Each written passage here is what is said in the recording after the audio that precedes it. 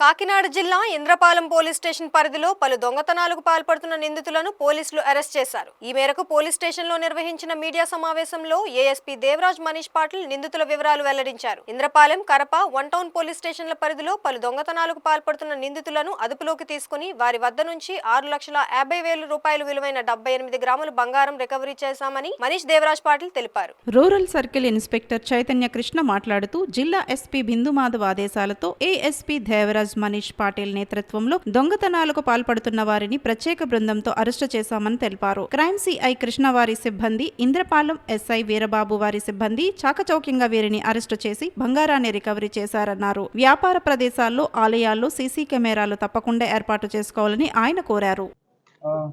అందరికీ నమస్కారం. ఇది last month there was couple of chain snatching occurred in మన ఏరియాలో.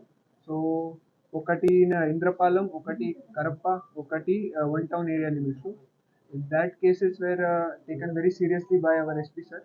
So under SP sir's guidance, we have formed one team under the CCS Garu, CI Garu, SI Garu. We have formed one team, and we will able to nab those criminals in very short span of time. They have done a very great job. In that case, we have seized a total 78 grams of gold. We have seized. Oka HF Deluxe also we have seized. Oka Brindu Mudu. This information we have got through this CCTV tower dump and another dash. From that we got this information. We were able to nab them.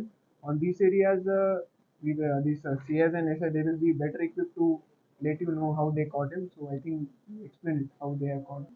వారి దగ్గర నుంచి ఈ 4 కేసుల్లో బంగారాన్ని recovery చేసాం. సుమారు 78 గ్రాములు బంగారం రికవరీ చేయడం జరిగింది.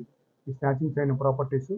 అదేవిధంగా ఇతను నేరాలకు ఉపయోగించే బండి కూడా కరప పోలీస్ స్టేషన్ పరిధిలోనే ఒక ఏరియా నుంచి దొంగతనం చేశాడు. ఆ బండి ఎవరిది ఏంటని తేలాల్సి ఉంది. దాన్ని కూడా వెరిఫై చేసి కేసులో రికవరీ చేశాం. ముఖ్యంగా ఈ మెసేజ్ ద్వారా అందరికీ ఏంటంటే ఎస్పీ గారు ఎవరైతే ఇంత త్వరితగతిన పట్టుకున్నందుకు అందరినీ కూడా ఈ టీంలో సభ్యులందరినీ, ముఖ్యంగా సిసిఎస్ ఇన్స్పెక్టర్ గారిని, వారి టీముని, అదేవిధంగా ఇంద్రపాలెం ఎస్ఐ గారిని అందరినీ కూడా అభినందించడం జరిగింది.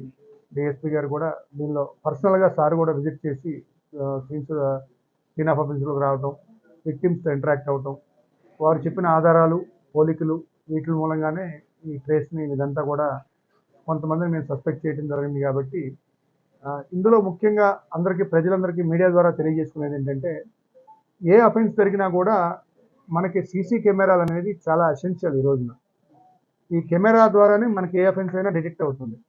ఇప్పుడు ఇందులో స్నాచింగ్ చేసేటప్పుడు ఎవరైతే ముద్దాయిలు ఉన్నారో వారు నైట్ టైం చేయడం జరిగింది, చీకటి ప్రాంతంలో చేయడం జరిగింది. అదేవిధంగా మొహానికి మాస్కులు ధరించి చేయడం జరిగింది. వాళ్ళని గుర్తుపట్టడం చాలా కష్టం ఆ టైంలో. ఈ కెమెరా ఆధారంగానే అతని బాడీ ఫీచర్స్ ఇవన్నీ చూసి కెమెరాలు అక్కడ నియర్ బై ఉన్న కెమెరాల నుంచి కలెక్ట్ చేసుకున్న ఆధారాల ద్వారానే వీళ్ళని పట్టుకోవడం జరిగింది.